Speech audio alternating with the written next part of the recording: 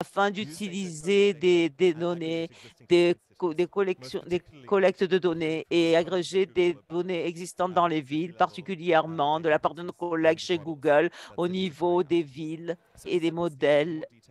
Donc, pour voir cela plus en détail, j'aimerais accueillir Megan Spire, qui est directrice de l'énergie, du climat et la résilience à ECLAI en Afrique.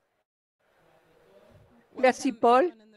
Bienvenue à tout le monde ici dans la salle et tout le monde en ligne. C'est avec beaucoup de plaisir que Eclair Africa vous accueille aujourd'hui avec la session que nous avons avec Google.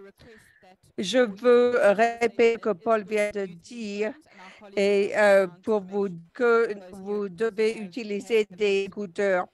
Donc, mes collègues sont en train de passer des écouteurs pour tout le monde. Donc, comme mon collègue l'a dit, cette session se concentre sur les données. Les données sont essentielles pour pouvoir faire de la planification.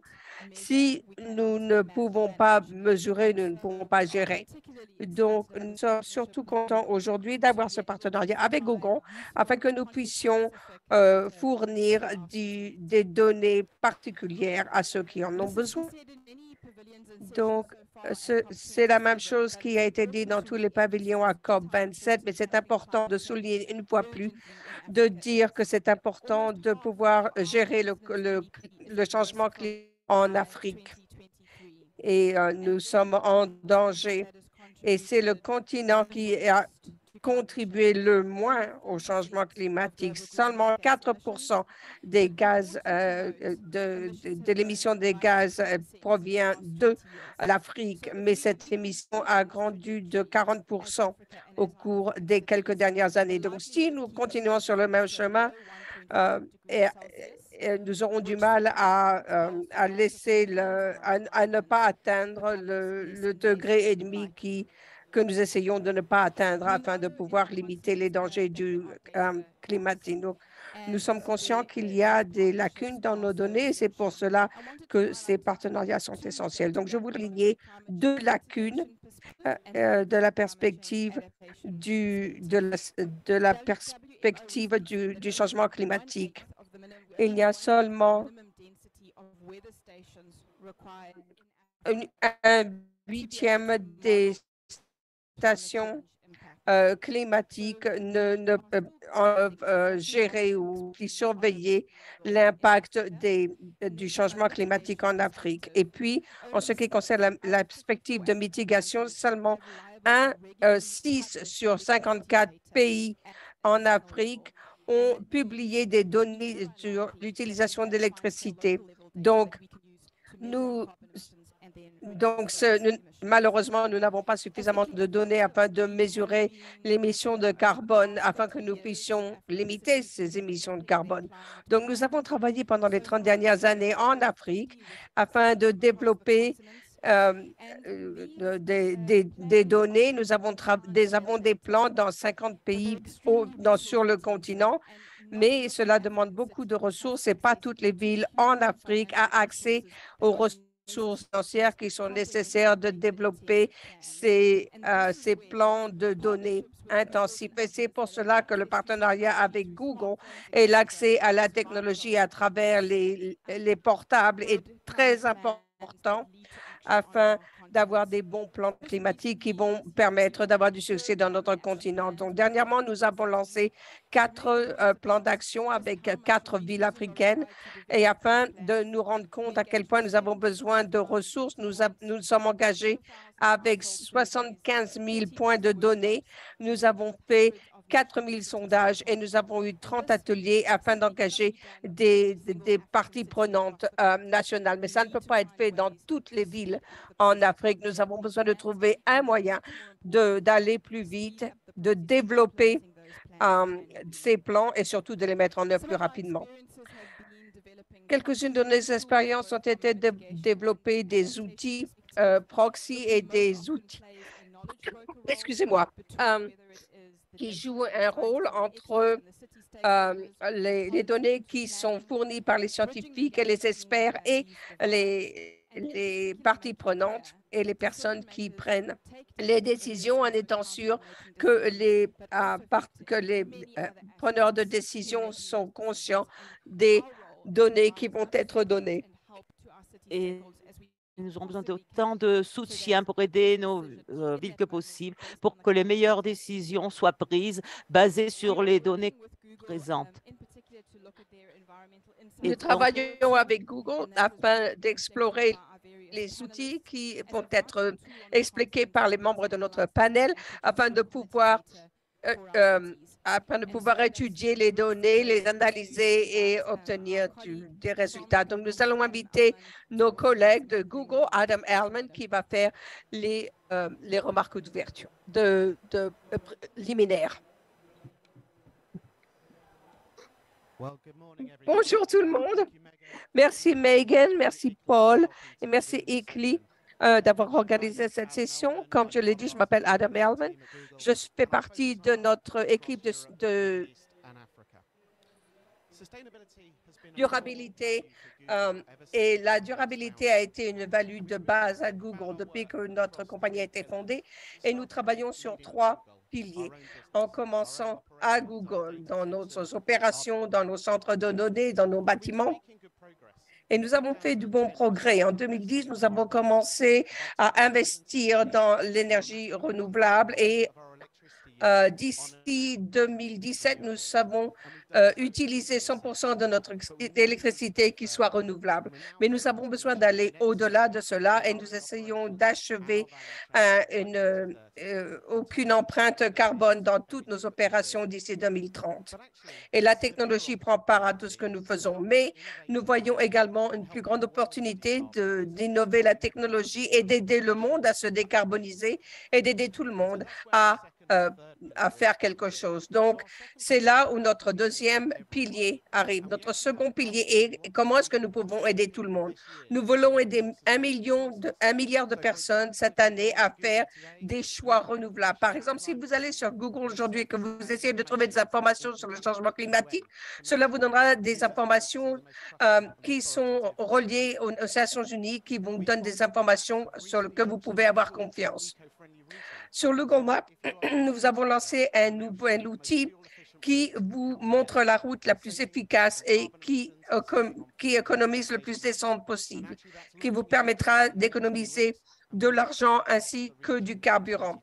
Et nous allons lancer tout cela dans toutes les parties du monde d'ici 2023. Et notre troisième pilier est de soutenir nos partenaires. Les partenaires sont de l'industrie, des entreprises, des gouvernements, tout le monde que nous pouvons aider.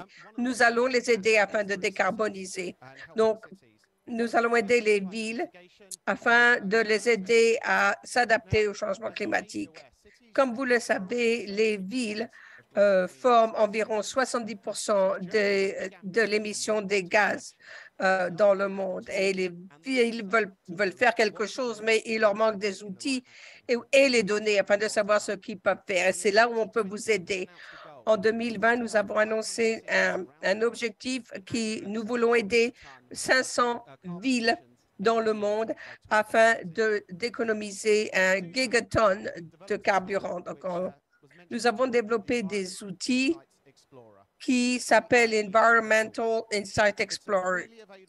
C'est une plateforme qui est disponible, qui vous donne toutes les données géospatiales et qui mesure les émissions de 40 000 villes partout dans le monde et surveille les progrès que les villes font. Cela vous donne toute une gamme de données, par exemple, sur les émissions du transport et des panneaux solaires sur les toits. Et afin de vous montrer comment c'est utilisé par les villes dans le vrai monde, à Aurangabad, en Inde, à utiliser cet outil afin de faire des changements et d'investir dans les infrastructures afin que les gens puissent faire du vélo dans leur ville. En Turquie, à Izmir, ils se concentrent à mesurer les émissions en ce qui concerne les transports. Mais la seule façon dont ils peuvent le faire, c'est de pouvoir voir en étudiant les ventes de voitures, mais ce n'était pas suffisant. Donc, maintenant, j'utilise IAI afin de pouvoir utiliser et mesurer les informations qui sont à leur disposition. À Mexico City, nous avons travaillé avec les agents gouvernementaux afin d'explorer les opportunités d'installer des panneaux solaires sur les toits. Donc, voilà les façons dont quelques villes utilisent notre plateforme dans le monde. Donc, ce que nous avons dit aujourd'hui, c'est surtout afin de limiter le changement climatique. Mais comment est-ce que vous pouvez vous adapter? Donc, par exemple, vous pouvez utiliser Google Streetcar Views. Si vous n'avez jamais utilisé cette plateforme, c'est une plateforme qui montre des photos des rues. Et vous pouvez, nous utilisons des véhicules qui mesurent la pollution dans les rues et nous pouvons mettre ces informations dans IAI afin que les villes puissent voir vraiment quels sont les changements qu'ils peuvent faire. Et la pollution de l'air peut différer de 800% d'une rue à l'autre. Et nous sommes capables de montrer aux villes où sont les opportunités, par exemple, de planter des arbres afin de pouvoir limiter la chaleur la chaleur urbaine ainsi que la pollution. Donc aujourd'hui, Environmental Insight Explorer a des données sur 6 000 villes en Afrique et qui leur permet de mettre des plans en œuvre. Donc, si vous travaillez pour ces villes ou pour le gouvernement, allez sur Google sustainability.google afin que vous puissiez avoir des informations et c'est gratuit à utiliser.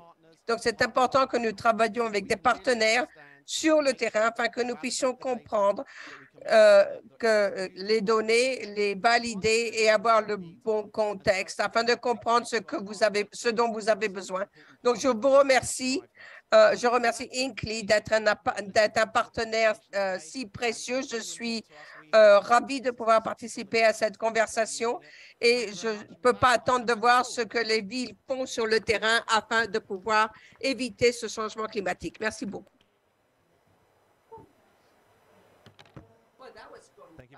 Merci beaucoup à Megan et Adam d'avoir préparé la scène pour notre conversation. Je pense que les deux ont parlé des outils qui sont disponibles, ainsi que l'importance de prendre des décisions basées sur les données. Mais comme Adam l'a dit, avoir des opportunités est vraiment quelque chose de très, très enthousiasmant pour nous dans cette session. J'aimerais inviter notre panel estimé qui couvre les praticiens des données des villes et les gouvernements nationaux à se joindre à nous sur la scène afin de discuter plus en détail de ces questions. Donc, si je pouvais inviter Brandon Pretorius, Monsieur De La Cilia, ville de Dakar, Mohamed Hegazi, directeur des transports pour le Caire, et Maximo Guka, conseiller municipal pour Lagos, et Lizadra Mokchana au gouvernement africain.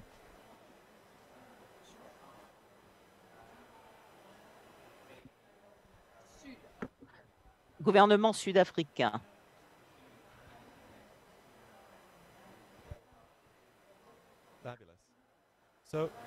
Alors, pour notre premier panel, nous allons réfléchir comment est-ce que nous pouvons mettre en application des données basées sur les années.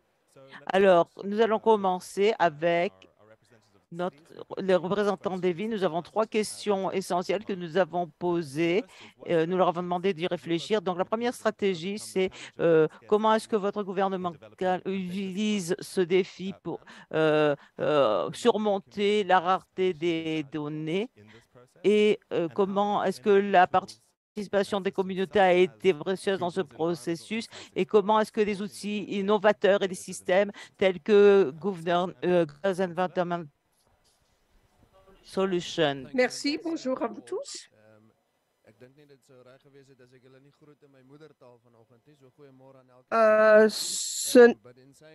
Mais ceci étant dit, c'est important de dire que les villes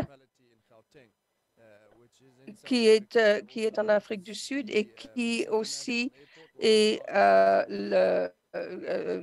accueille la plus grande, conférence du monde et nous voulons parler que dans notre ville, il y a énormément de gens qui sont en train de déménager notre ville, ce qui cause beaucoup de problèmes climatiques. Et nous voyons que les actions sont mises en place, mais nous ne voyons pas la mise en œuvre. Donc, alors que la ville de Ekoleni, nous nous rendons compte que toutes les villes devraient planifier à pouvoir réduire l'émission et nous sommes engagés à devenir neutres en émissions de carbone d'ici 2030. Nous avons créé un plan d'action, mais comme je vous l'ai dit auparavant, ces plans d'action ne veulent rien dire si nous ne les mettons pas en œuvre et si nous n'avons pas les bonnes données. Donc, afin de mettre ces plans d'action en œuvre, en tant que ville, nous nous concentrons surtout sur l'énergie, l'eau et les déchets. Et c'est là où nous utilisons l'environnement des déchets parce que c'est le genre de données qui est le plus accessible pour nous en tant que ville. Donc, pour nous, le fait d'utiliser l'action plan à deux volets. Cela dépend de nos émissions et puis cela nous donne également deux scénarios. Qu'est-ce qui arriverait si nous continuons de ne rien faire et qu'est-ce qui arriverait si nous commençons à mettre en œuvre ces plans de réduction d'émissions? Lorsque nous regardons le plan d'action lui-même, c'est important de dire que c'est important que je vous dise ceci, lorsque nous allons parler des données, nous avons eu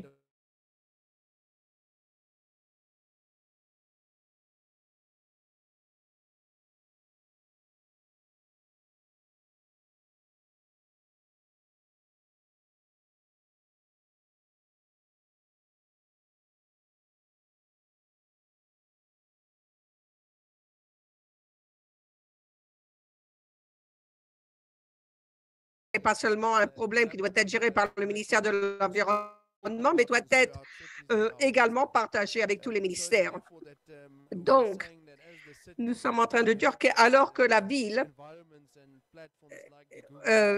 utilise la plateforme de Google, mais il faut que non seulement ce soit les villes qui soient capables d'utiliser cette plateforme, mais comment nous pouvons inspirer nos citoyens à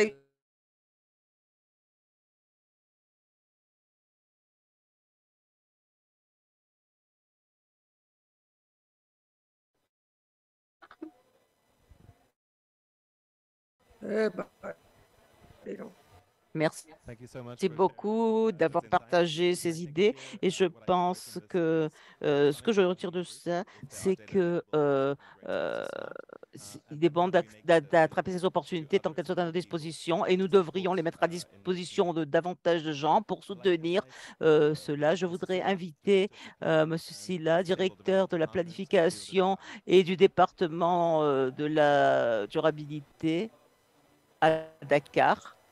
Merci. Thank Je you. vous présente Abdoulaye Silla, directeur de la planification et développement durable à la ville de Dakar.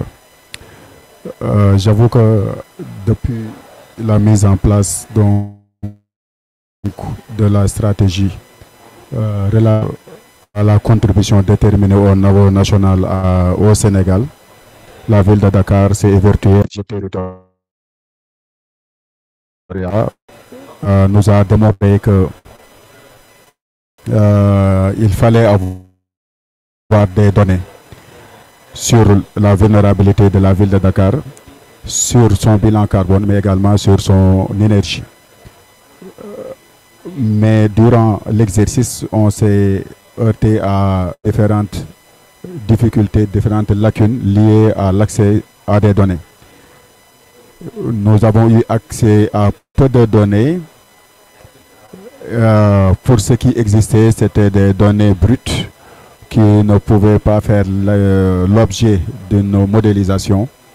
Et nous avons dû travailler sur des benchmarks avec les villes africaines avec qui on partage les mêmes contextes pour pouvoir faire des extrapolations, si je peux m'exprimer ainsi, afin de fournir le bilan carbone de la ville. Néanmoins, on ne s'est pas limité à ça. Depuis 2018, nous renseignons un template annuel sur l'évolution de ces données-là. Donc, avoir Google Exploration Environmental Insight Exploration serait un atout pour la ville de Dakar afin de compléter ces données-là. En plus, je vais en finir avec ce point, c'est que la ville de Dakar s'est engagée à faire un maillage du territoire en termes de stations de mesure et de capteurs mobiles qui permettraient d'avoir des données sur le terrain, et ces données sur le terrain seraient complétées par les données de Google qu'on peut avoir et qui pourront permettre de prendre des décisions idoines en ce qui concerne l'évolution du climat et prendre des actions climatiques idoines pour le bien-être de Dakar.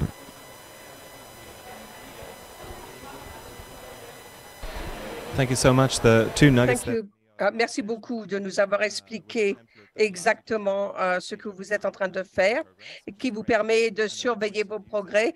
Et c'est très important de pouvoir utiliser non seulement les données qui sont disponibles en ligne, mais également vos propres données que vous avez prises sur le terrain. Donc maintenant, nous allons demander à nous tourner sur un autre invité, deux collègues qui vont parler des questions. Quel est le défi que vous devez vous relever en ce qui compte, dont vous avez de l'expérience dans votre gouvernement local, et comment est-ce que vous voyez la technologie et d'autres outils qui sont disponibles afin de vous aider à mitiger les effets du changement climatique. Donc, allez-y, Monsieur Mohamed Agazi, directeur des transports au Caire. Donc, si vous allez commencer avec les défis, je crois que le problème des données est notre problème principal. Quand on parle des transports en Afrique et surtout dans la plupart des villes du monde,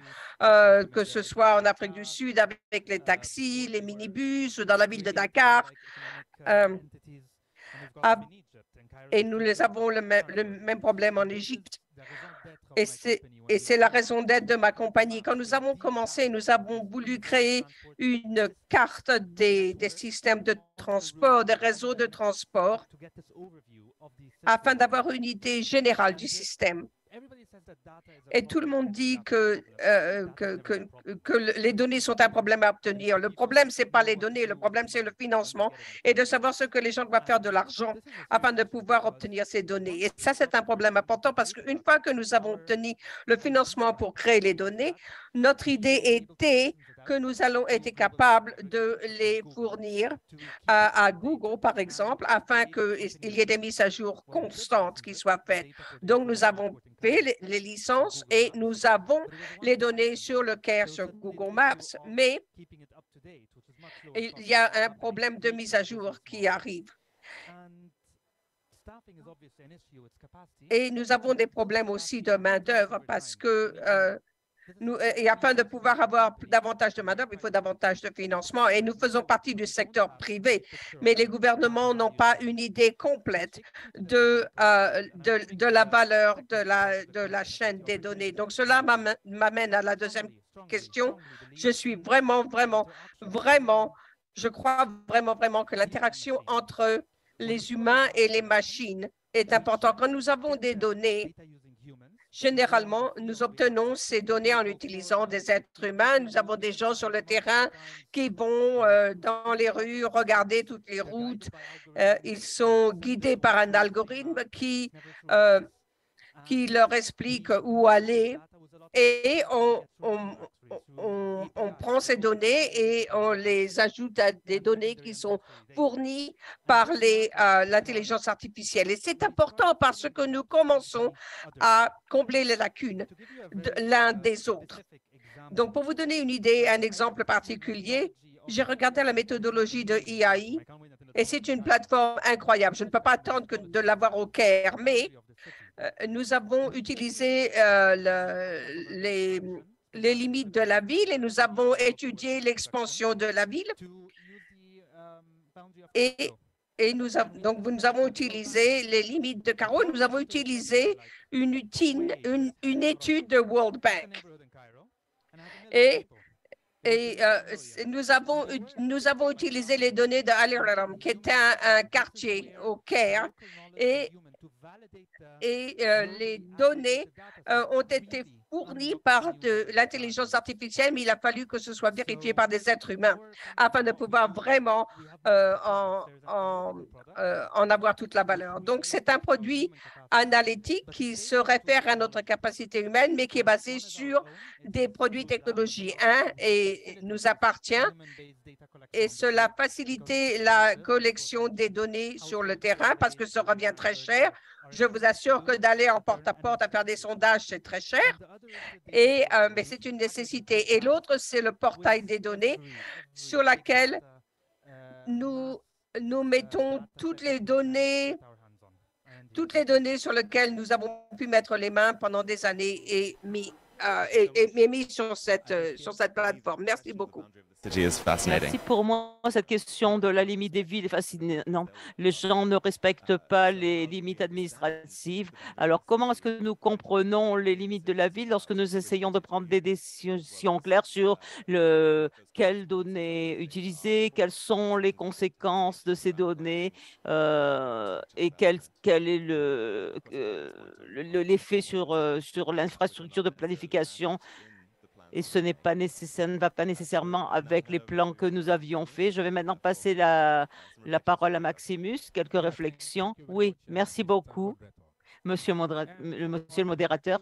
De notre perspective, ce que nous faisons avec les villes dans la région africaine et surtout à Lagos, les villes ont des données.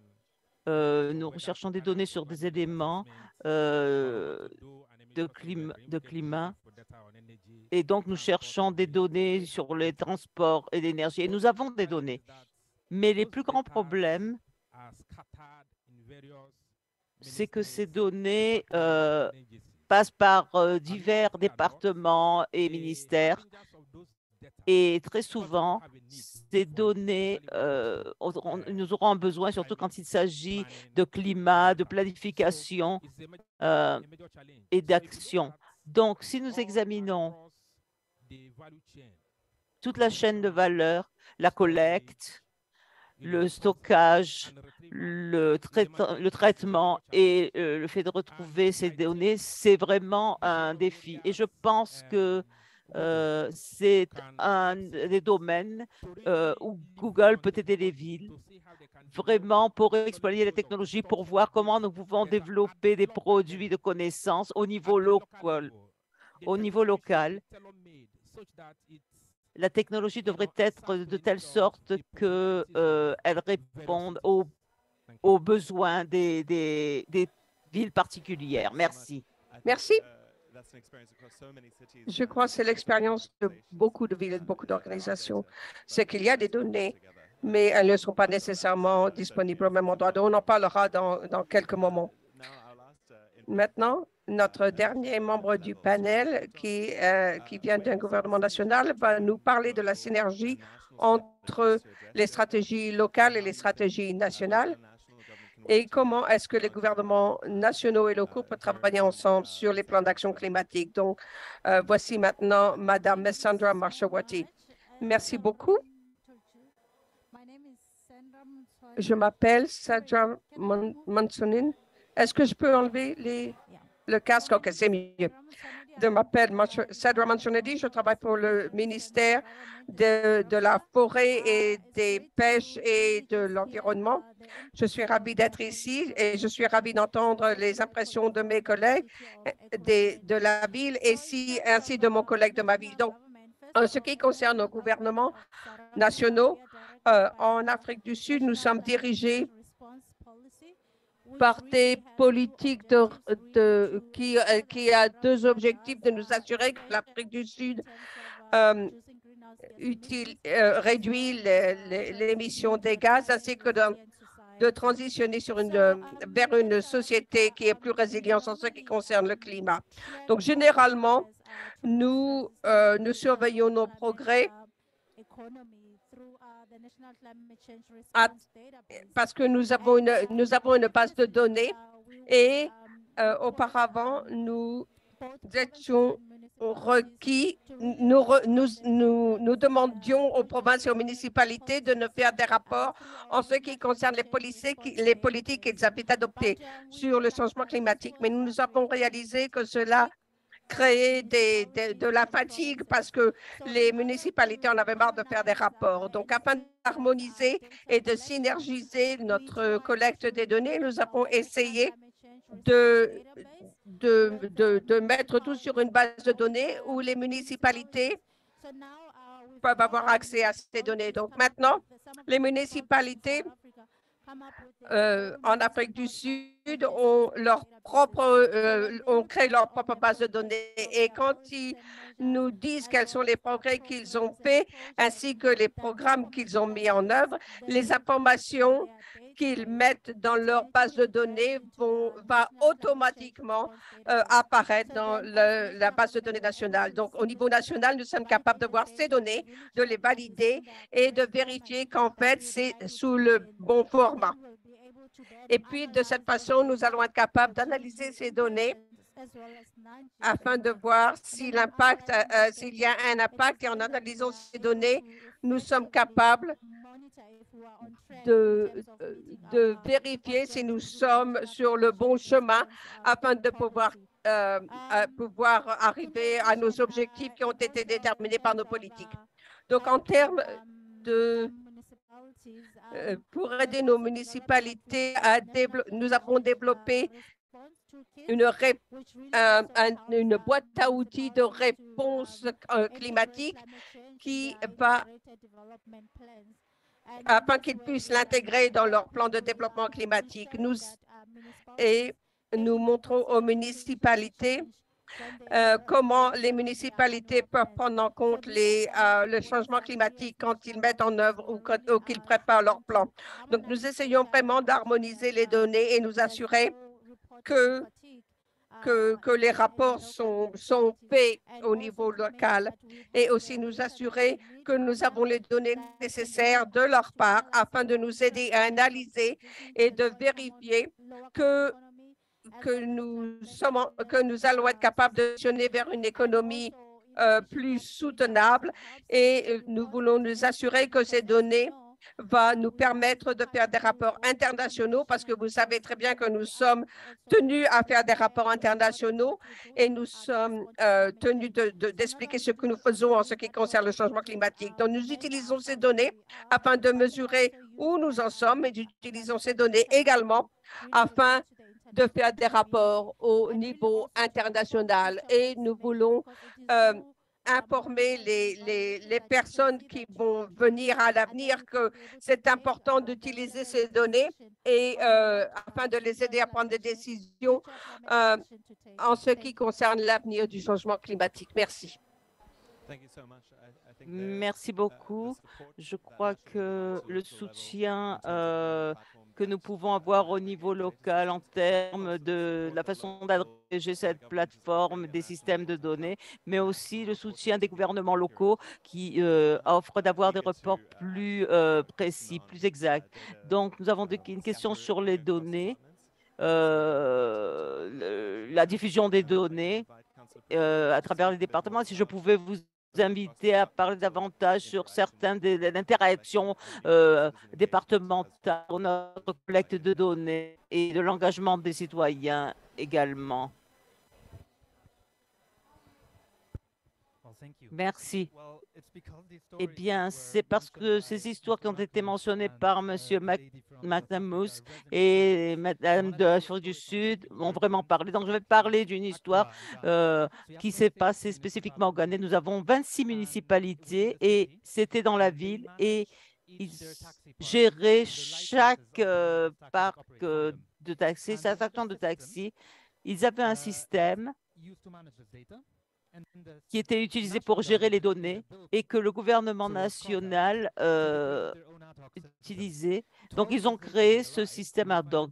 12 heures plus tard, nous sommes arrivés, nous nous sommes rendus compte qu'ils utilisaient toujours et que c'était un document Excel du système original qu'ils avaient exporté il y a 12 ans et ils avaient continué de l'utiliser depuis. Pour moi, ça a été choquant, mais c'était aussi très parlant. Utiliser la fatigue peut être évité par la collecte automatique, qui est une technologie très facile à utiliser. Ils l'utiliseront si ça fait ce que ça doit faire. Et le travail n'a rien à voir avec la planification du réseau ou bien le changement climatique, mais ça a à voir avec le fait de donner des licences aux drivers qui l'utilisent tous les jours. Et je vous invite donc à examiner la chaîne de valeur des différentes technologies que nous avons mentionnées, mais aussi la chaîne de valeur institutionnelle. Si nous pouvons donner à l'institution un système facile à utiliser où ils peuvent gérer leur flux de données quotidien, tout le monde sait utiliser Google Maps pour conduire un Uber. Les gens utilisent la technologie, mais il faut donner ça à la disposition du gouvernement national. C'est le point d'action clé et je pense que le financement du système souvent n'existe pas.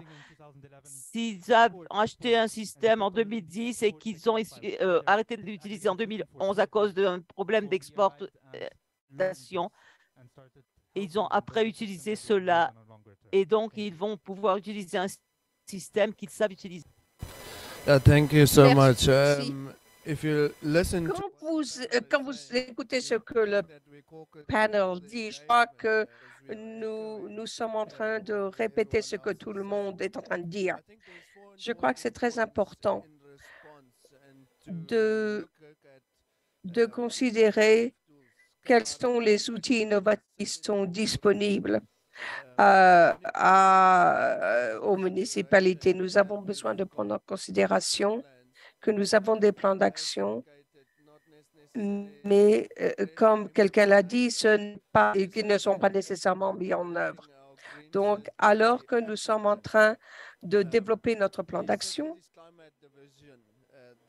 il faut créer un endroit où toutes les données qui parlent du changement climatique est entreposées afin que toutes les informations soient ensemble et afin que les municipalités puissent avoir accès à ces données et mettre leur plan en œuvre. Donc, pour nous, en tant que ville, le problème que nous avons, c'est de surveiller l'effet actuel.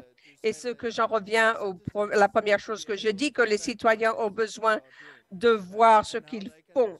Et maintenant, ils peuvent être engagés, ils peuvent participer et aider avec la mise en œuvre de ces plans. Mais je crois que l'accessibilité des données et des tendances est un facteur important pour nous et ça joue un rôle important afin d'achever nos objectifs à long terme et à court terme. Merci pour tous ces excellents points. S'il y a des gens qui vivent dans la ville qui veulent vivre un style de vie viable, comment est-ce qu'ils le sauront? S'il y a par exemple une prise au niveau de… si on doit traduire, qu'est-ce que ça veut dire 50 litres d'eau par jour? Je ne sais pas combien d'eau j'utilise par jour. Donc, il y a beaucoup d'informations pour démystifier tout cela. Dire, OK, c'est tiré une fois par jour, c'est une douche de 2 à 3 minutes. Et donc, c'est un point très important d'inviter les citoyens à comprendre comment ils contribuent au système en général.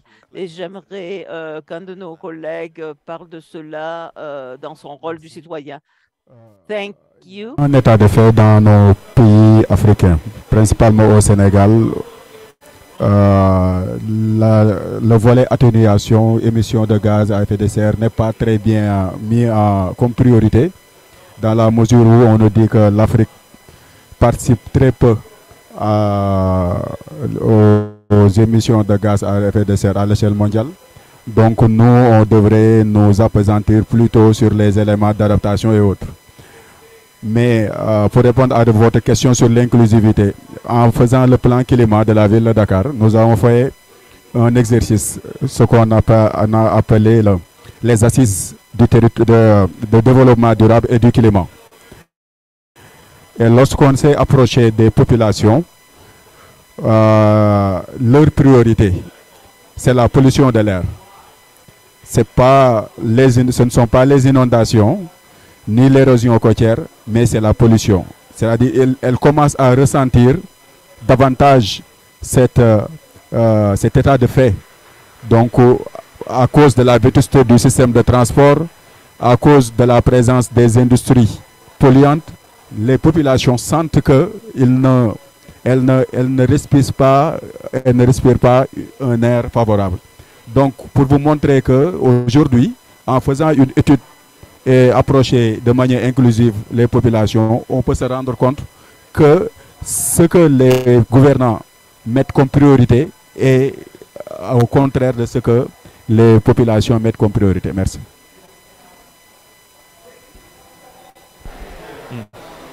Can I ask a follow-up to that briefly? Est-ce que je peux vous demander un peu de suivi?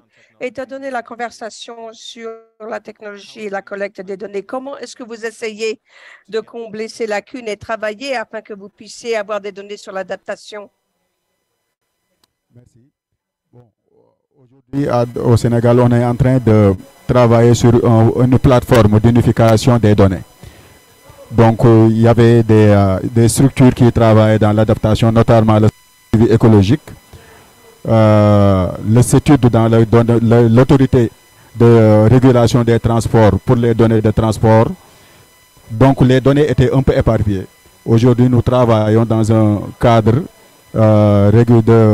d'unification de ces données au niveau donc, de la ville de Dakar, également national.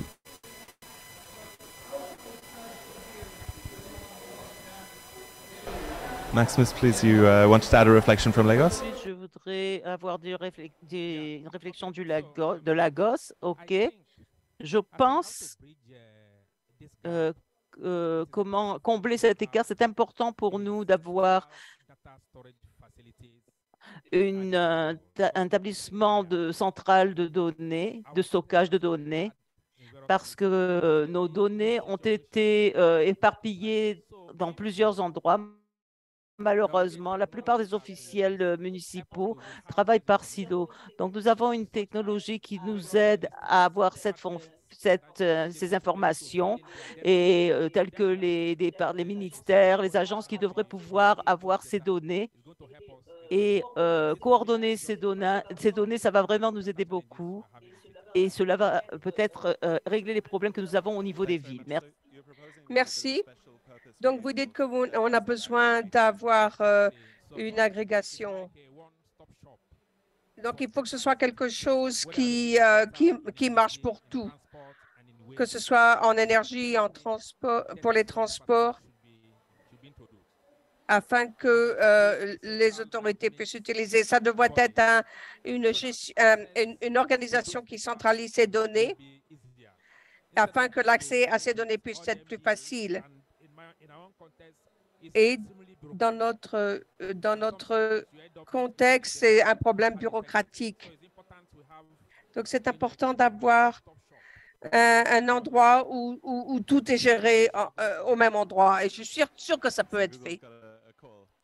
Donc, Google, il faut que Google mette plus de données de façon afin que ce soit accessible pour tout le monde. Il y a quelque chose que je voudrais ajouter sur ce que vous avez dit, surtout quelque chose que Mohamed a dit. Vous offrez une boîte à outils sur la planification climatique au niveau local. Bien sûr, cela doit être utilisé par beaucoup de départements, de beaucoup de services au sein de la municipalité. Comment est-ce que cette boîte à outils aide ces services à travailler ensemble?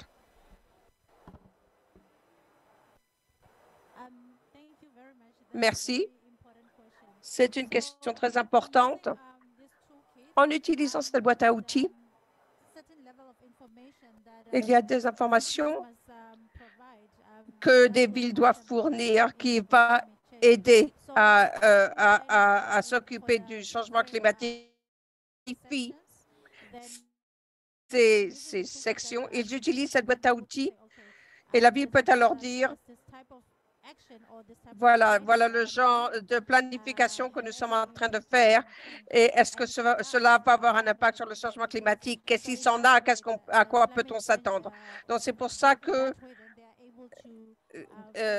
et de cette façon, ils peuvent surveiller le changement climatique et également, alors qu'ils font leur planification, cela leur donne une plateforme afin de faire participer à intégrer le changement climatique. Merci beaucoup, Mohamed. Vous aviez la main levée. Est-ce que vous vouliez ajouter quelque chose? Sinon, nous pouvons prendre des questions aussi de certains de nos participants. J'espère qu'il y aura de bonnes idées. Je voulais juste parler d'adaptation très vite et brièvement parce que c'est un domaine où l'utilisation des données peut être très utile.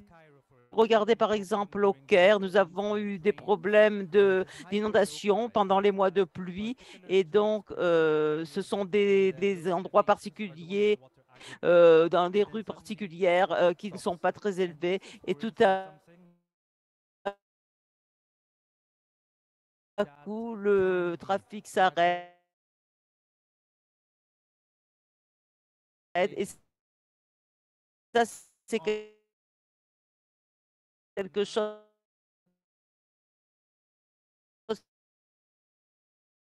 qui peut être calculé en masse en utilisant un algorithme pour aider les villes à s'adapter aux réductions à cela. Et ça, c'est important parce que nous pouvons. Hello. Thank you very much. Good morning. I am Alice Torres, working for Travail pour Google. On a vu, c'est l'expérience des villes. Il y a aussi un besoin de travailler ensemble en équipe climat pour comprendre et interpréter les données. Donc, ça, c'est aussi un problème dans les villes africaines. Comment est-ce que vous travaillez entre départements pour utiliser ces données au mieux et toutes les sources et d'autres sources de données? Qui veut prendre cette question? Yes, thank you so much. Merci, je m'excuse. J'ai raté la dernière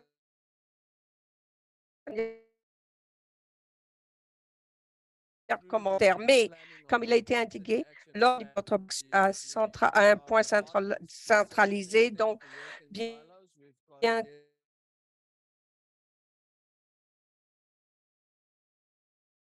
que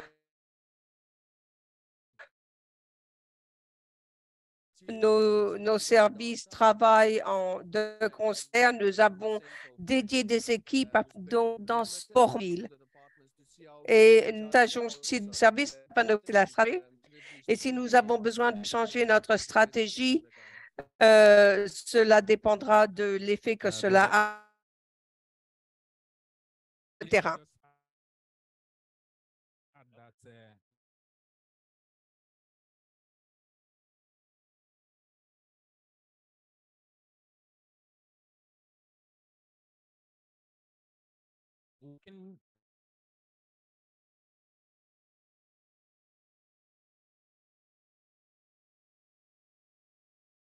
Des données, ce fut notre premier inventaire. Le premier inventaire du bilan des gaz à effet de serre a été réalisé à Dakar. Le fut en 2019. Donc, la ville de Dakar se positionne comme entité de centralisation aujourd'hui des données au niveau donc, de la municipalité, même s'il y a beaucoup d'autres structures qui travaillent sur des données climatiques. Merci. Mohamed? Mohamed?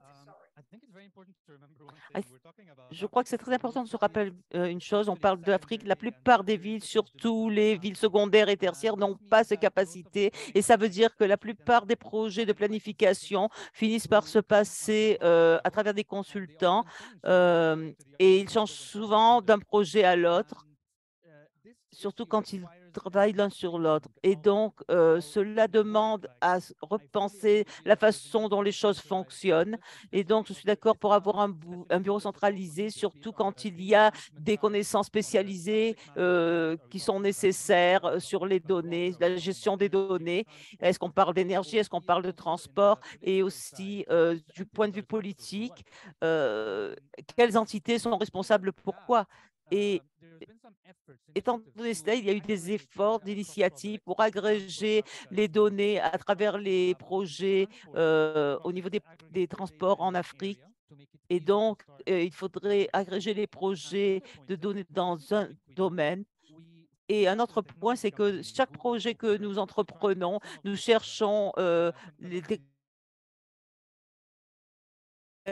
pour les données.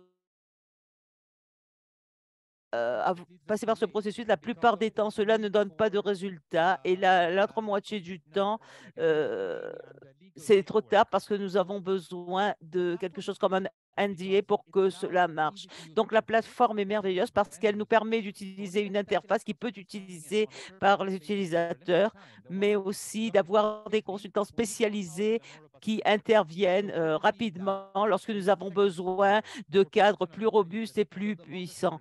Donc, ces compagnies peuvent avoir un niveau plus profond sur les statistiques, sur les tailles des échantillons. Et donc, est-ce que ces données peuvent être actionnables ou non et utilisées pour les projets? C'est quelque chose qui peut déverrouiller des bénéfices nationaux. Merci. Ce point a été exprimé par pas mal d'officiels du gouvernement et ils sont conscients de beaucoup de ces projets et des recherches qui ont été faites par la ville. Et cela aurait pu être fait il y a 3 ou 4 ans avec différents officiers qui ensuite l'envoient dans leur système de courrier et centralisé dans une base de données pour pouvoir être réutilisé plus tard. Et donc, il n'y a pas de corrélation efficace. Et donc, nous voulions rechercher ceci et nous étions très enthousiastes pour le faire. Mais les conditions étaient que vous nous donnez ces jeux de données et pour essayer d'avoir les résultats que nous puissions utiliser plus tard. Voilà, merci beaucoup.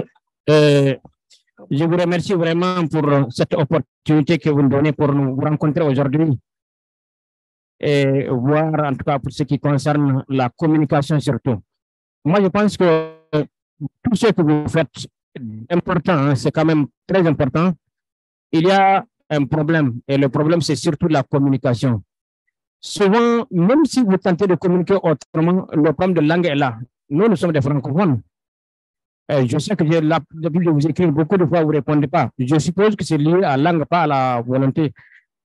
Il faut tout faire vraiment pour essayer de tenir compte de la spécificité linguistique. La langue française n'est pas trop prise en compte dans tout ce que vous faites. Hein. Je ne dis pas ça de manière formelle, mais de mon point de vue, c'est cela, parce que je n'arrive pas à comprendre certaines choses. Il faut que je traduise ça dans Google, c'est un autre travail. Vraiment, vous devez un peu plus d'efforts pour que nous, francophones, se sentons beaucoup plus impliqués. C'est cela, parce qu'il faut être informé d'abord pour être impliqué. Merci beaucoup.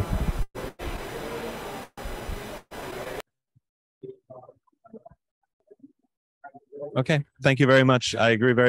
We're doing our best to welcome different languages, but you're right. There is a big divide between francophone and anglophone and lusophone Africa. Une fusion entre un francophone et un anglophone, et cela demande de combler un écart.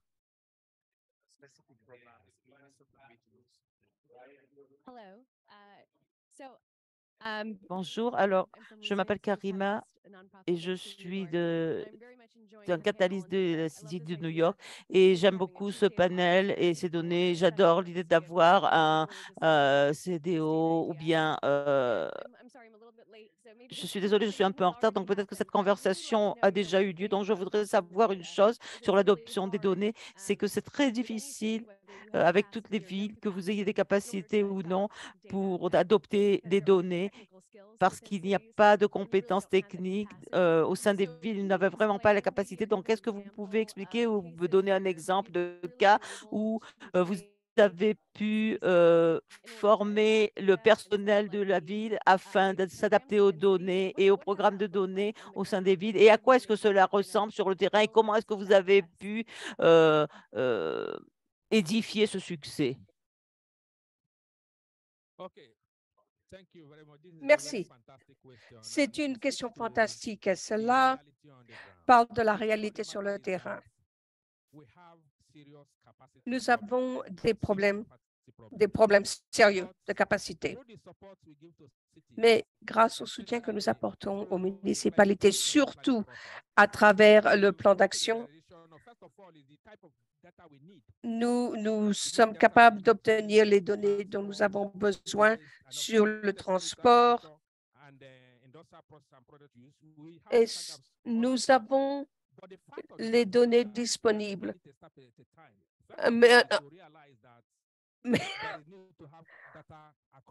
Mais c'est important d'avoir toutes les données disponibles sur tous les secteurs. Ça, c'est une chose. Deuxièmement, et nous n'avons pas des... Oh, nous avons une équipe. Si vous venez à Lagos aujourd'hui, nous avons une équipe qui s'occupe de collecter les données. Donc, il faut que vous ayez une équipe qui va vous fournir du soutien et qui a de l'expérience de travailler avec les données. Et maintenant,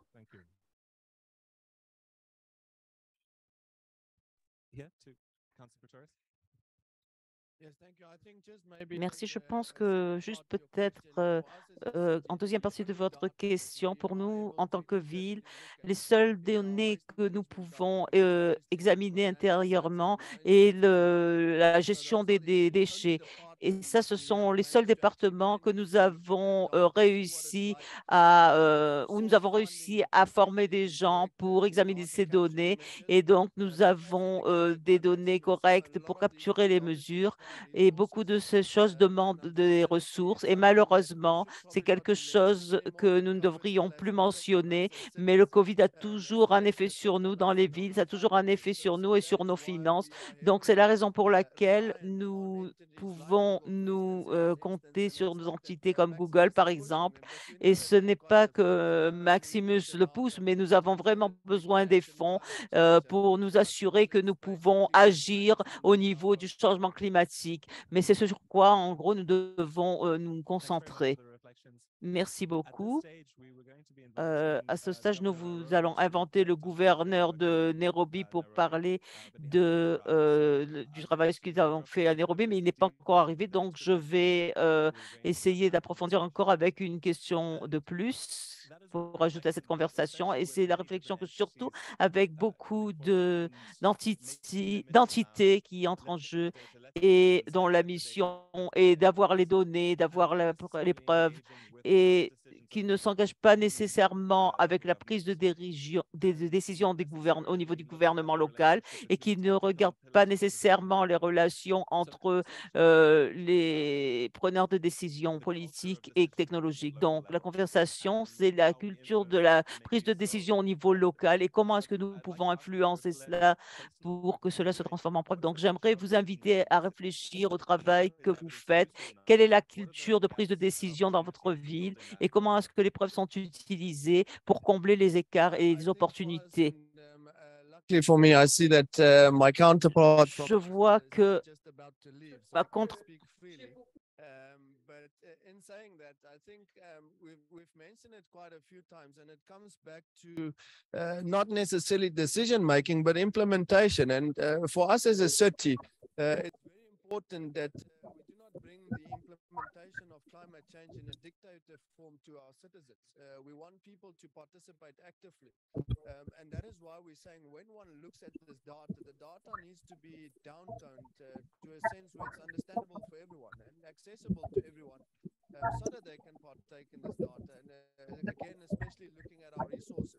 But ultimately for us as a city, we obviously form part of our national government's guidelines and policies to look at how we then go on further in implementing climate change. However, in the dynamics in South Africa, politics to a certain extent has changed, and municipalities is now overstepping their boundaries in a positive way and saying that we are a local municipality, but whether it is our responsibility or not, we are taking charge of this matter.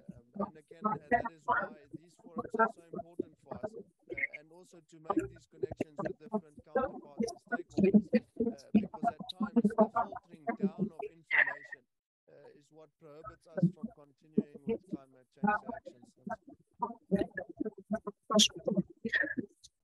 Well, I don't know why I'm in storytelling mode today, but I think that I fully agree on this mismatch between also what the data is needed for and a centralized point, especially when we talk about global challenges like climate change and systems change, and between the building components, and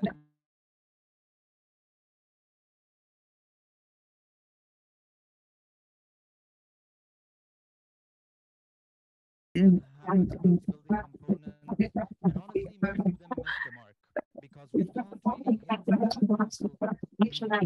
the local and I want to mention a story because this is also a story of data analysis. We did an analytical product for a city in Cairo showing that it wasn't acted upon. We worked in another city in the outskirts of a tertiary city, and we saw how the stage manager of the minibus service changed the route of minibuses on the day of the exams of the students so that it takes a direct route and two interchanges so that they get time. Arrested and then let off when people realize that he did it for a good reason. And this is a data problem because he got arrested for breaking the rule, which would have been embedded in the data, which created this incentive for him to change to a data system. So again, this is where the mix between the aggregate central point, if we're going to talk about a central unit or an SPV, and between the hyper-local action and also decision making, it's a really balanced thing, and it also requires these relationships with the local entities to function effectively. So maybe this starts with an invitation to be humble about the design choices that we make at each institutional level when we redesign our cities.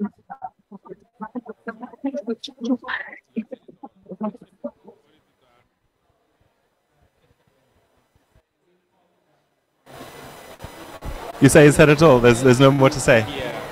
Vous avez tout dit, il n'y a plus rien à dire. Est-ce le cas aussi dans la ville de Dakar? Quelle est la culture de la prise de décision quant à la durabilité ou le développement? And again, what is the culture around decision Quelle est la making? culture autour de la prise de décision pour la durabilité ou le développement et comment est-ce que nous utilisons ça pour rassembler le bon type de preuves?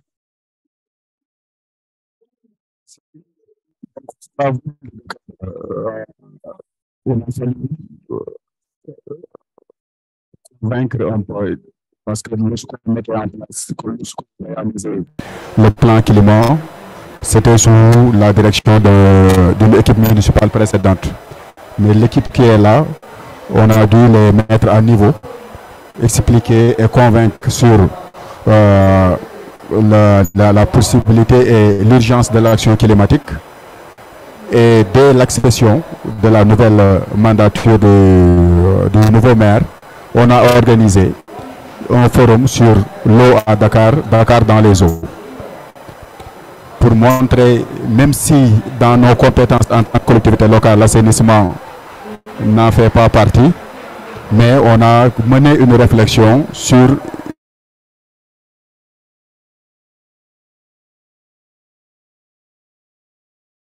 à presque 300 km de Dakar.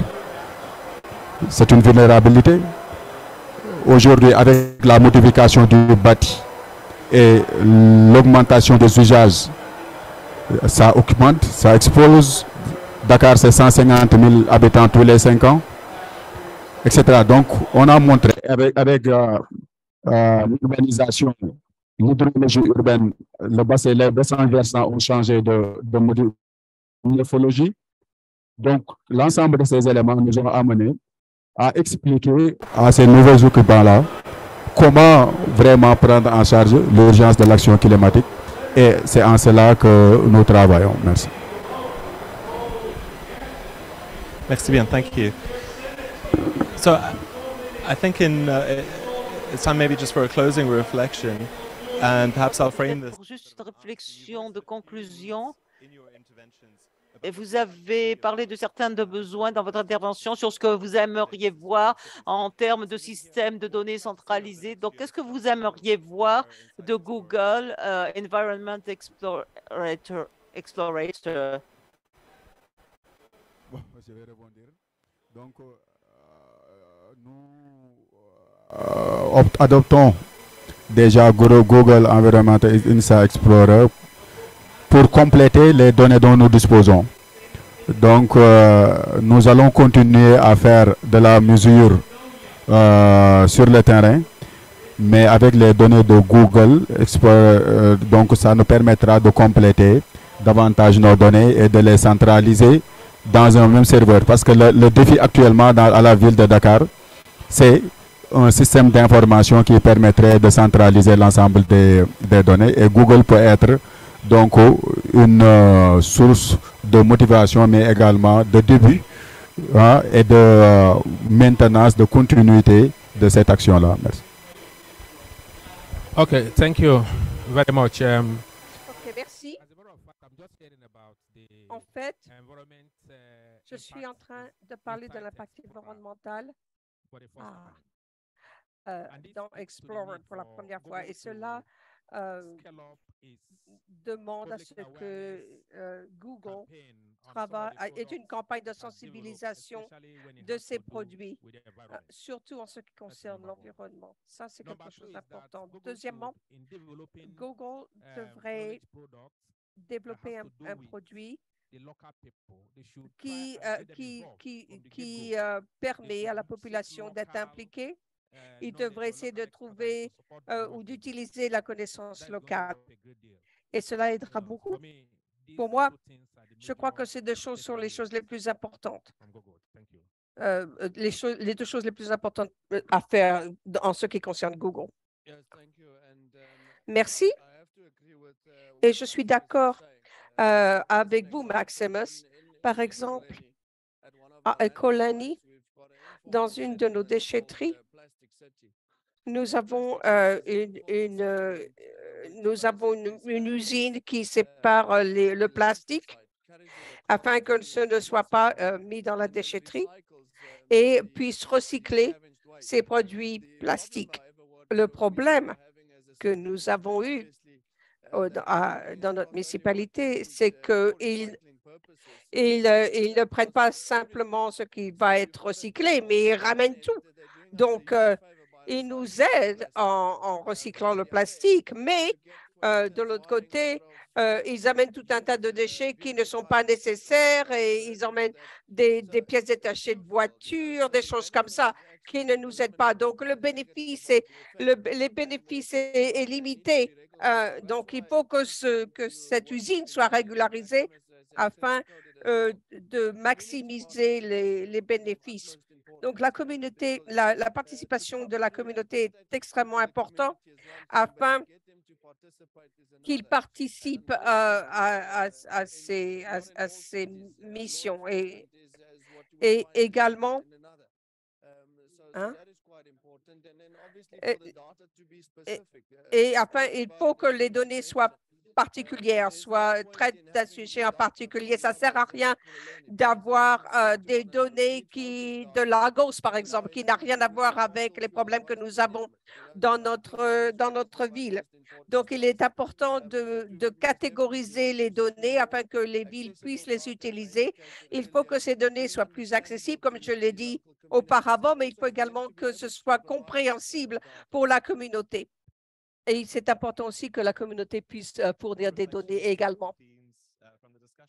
Une réflexion sur certains des thèmes de la discussion. Oui, alors, en réponse à la question de ce que nous allons voir de la plateforme de Google en tant que compagnie Je dirais deux choses. La plateforme de consultants d'engagement, en partie de l'EAE, et la deuxième, ce serait une structure pour un partenariat de capacité. Ce que je veux dire par engagement du consultant, c'est une relation bilatérale entre les consultants, les compagnies de consultants et Google qui sera disponible. Et cette bilatéralité va dans les deux sens. Et nous parlons d'une comme le CARE. Par exemple, nous avons la capacité de fournir quelque chose de plus fiable, de plus précis, des données plus informées au niveau de la population. Rappelez-vous, nous avons des bureaux de statistiques et oui, les données globales donnent cela, mais à un niveau beaucoup plus, une granularité beaucoup plus faible. Et donc, ce que nous pouvons fournir, ce dont les consultants ont besoin pour pouvoir utiliser les données dans la planification de stratégie, c'est ce qui finit par être dans les données locales, mais aussi au niveau régional. Le niveau d'engagement doit s'approfondir. Nous parlons de choses techniques, la taille des échantillons, parfois avoir accès à des données brutes ou des jeux de données brutes, parce que sans celles-ci, parfois, nous ne pouvons pas les utiliser de manière légitime pour des produits scientifiques ou des produits analytiques. Donc, c'est ce qu'il faut avoir à l'esprit lorsque nous voyons l'engagement des consultants. La deuxième chose, c'est un partenariat de capacité. Les collectes de données sont basées sur les humains et ça coûte de l'argent parce que cela crée exactement le genre d'écart de données que les méthodologies ne peuvent pas fournir. Et cela coûte de l'argent et c'est de l'argent que les entités n'ont pas et qu'ils ne peuvent pas monétiser et pour les garder à jour. C'est exactement pourquoi des problèmes tels que Google ont créé une structure contractuelle qui profite aux villes locales. Et c'est la seule façon de créer ces données, de les maintenir à long terme, parce que les villes telles que Londres ou bien Pittsburgh, pour les GTF ou les informations de transport public ont commencé, donc peuvent utiliser comme un système qui existe déjà, mais nous devons utiliser ces données qui ont été créées spécifiquement pour être utilisées dans les villes, mais ça coûte de l'argent et cela est monnayable et cela peut donc capturer la valeur générée par ceci. Et Merci. je vais m'en retourner. Donc, c'est très intéressant d'avoir la perspective de l'Afrique. Je voudrais remercier tous les membres de notre panel. Je voudrais que vous les applaudissiez. Et vous pouvez de nouveau vous asseoir, messieurs, afin que nous puissions conclure cette session.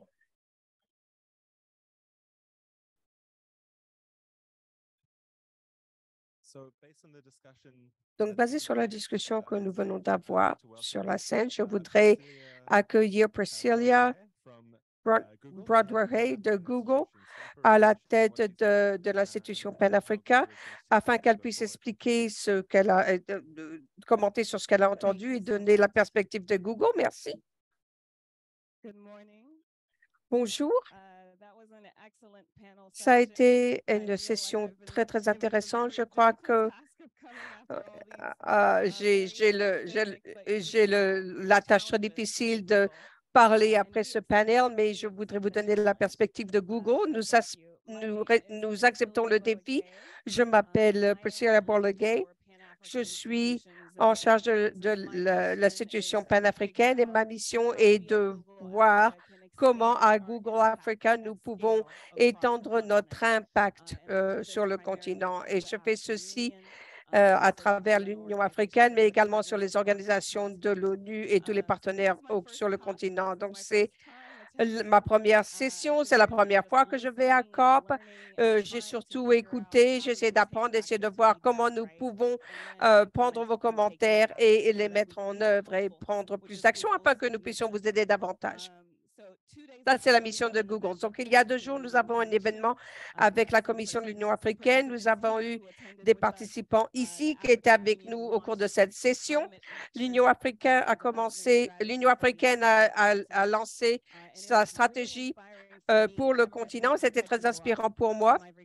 parce que je viens de Katevia, en Côte d'Ivoire, et c'est très intéressant de voir comment nos leaders essaient de prendre en charge des questions climatiques et comment non seulement nos leaders nationaux, mais également nos leaders municipaux. Et c'est très important de voir tout le monde travailler main dans la main. Donc, j'ai pris des notes. Je sais que vous voulez avoir des données plus particulières, une meilleure communication, et je vais parler à mes équipes afin de voir comment nous pouvons faire mieux. Mais j'aimerais partager avec vous ce que nous sommes en train de faire sur le continent, qu'est-ce qui se passe et quel est sur quoi nous concentrons-nous. Donc, ça fait 15 ans que nous travaillons dans la région. L'année dernière, nous nous sommes engagés à investir $1 milliard en Afrique au cours des 5 prochaines années. Et le but de notre investissement est d'accélérer la transformation digitale du continent. Et plus je participe à ces sessions, plus je parle avec des chercheurs, des scientifiques, des données, des hommes politiques, plus je vois combien c'est important, la transformation digitale est importante. Non seulement pour notre produit, mais dont on parle aujourd'hui, mais pour les données qui donnent des informations pour les gens afin qu'ils puissent prendre des décisions à tous les niveaux. Et également afin de rendre les informations plus accessibles. Donc, je veux comprendre comment est-ce qu'on inclut la population dans cette discussion. Notre travail est très technique, très particulier, pas trop facile à digérer. Donc, j'apprécie les créateurs de Google ici à COP. Ils ont une audience d'environ 21 millions de personnes de partout dans le monde et d'Afrique. J'aimerais qu'ils vous contactent afin de voir comment nous pouvons utiliser cette information. Plus de personnes sont impliquées, plus ils sont responsabilisés dans cette action. Donc, ensuite, je voudrais parler de soutenir les partenariats. Nous voulons rentrer en partenariat avec les gouvernements afin que nous puissions soutenir la mise en œuvre des politiques. Nous travaillons afin de soutenir les politiques qui s'occupent sur l'environnement et qui promouvoient l'innovation.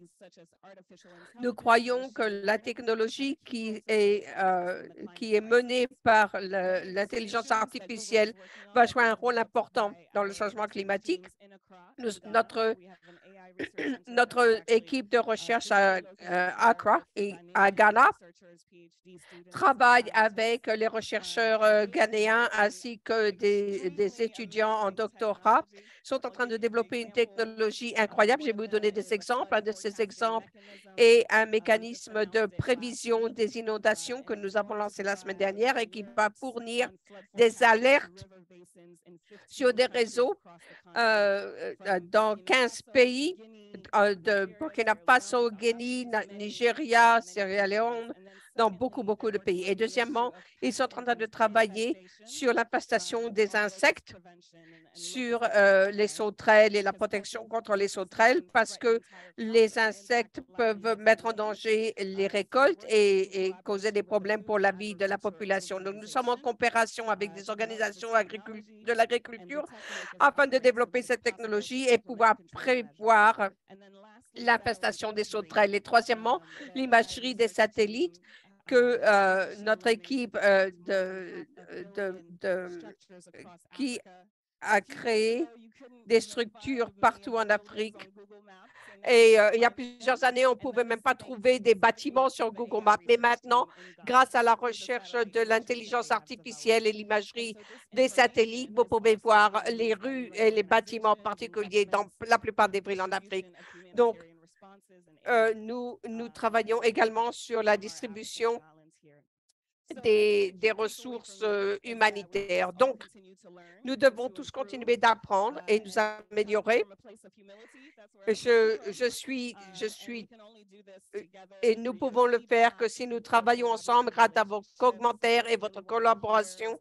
Et c'est pour ça que je suis là afin de me connecter avec vous et de voir ce que nous pouvons faire ensemble. Donc, j'apprécie votre temps. Merci de nous avoir invités. Merci d'avoir facilité cette discussion. Et j'espère et j'ai hâte de voir ce que nous allons pouvoir faire ensemble.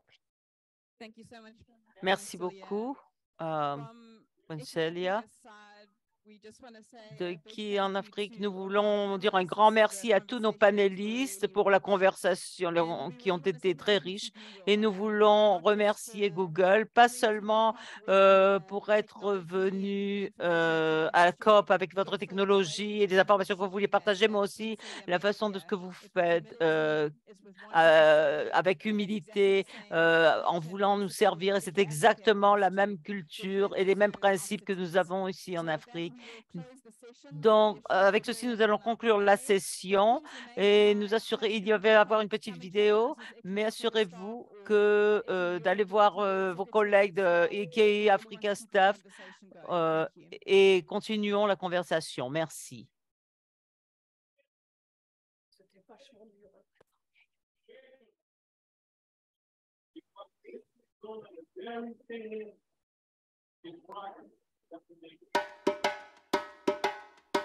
Gouvernements locaux pour la viabilité. Un réseau de villes qui amène à la durabilité urbaine. Plus de 450 villes africaines atteintes. Cape Town, Secrétariat d'Afrique ICA, ICLEI Bureau, Secrétariat d'Afrique ICLEI, une équipe pleine de talents qui soutiennent nos villes et nos régions en Afrique pour co-développer innovantes, solutions intégrées innovantes qui transforment positivement les zones urbaines. Pourquoi nous agissons? L'Afrique s'urbanise rapidement et c'est le foyer de beaucoup de grandes villes qui se développent. Notre continent il est prévu plus de 60% d'infrastructures urbaines qui présentent une opportunité de changement et pour fournir des services de base de manière durable. Nous avons besoin de permettre une récupération verte et de reconstruire avec des opportunités d'emploi, une infrastructure verte et d'avoir accès à des informations, des données, des ressources et des finances. Nouvelle vision africaine. Nous devons créer une nouvelle vision africaine et un plan d'action pour partager notre futur urbain qui sera inclusif et résilient et qui pourra fournir une qualité de vie pour tous en ligne avec le projet. Nous soutenons les leaders nationaux et subnationaux pour trouver des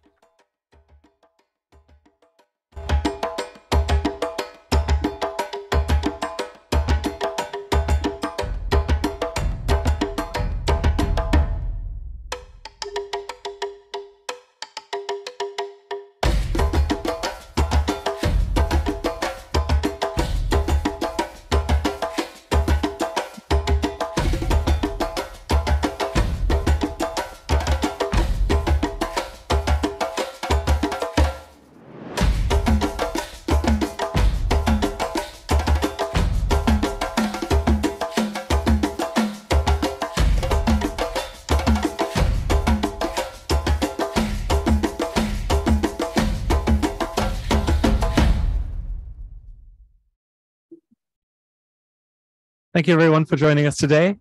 We hope you have checked out the other sessions as part of the Urban Africa Action at COP. If not, you can find our Sinon, vous pouvez trouver notre emploi du temps à la réception. Vous pouvez prendre une photo du code QR et nous avons hâte de vous voir dans les futures sessions. À la session de demain sera à 15h.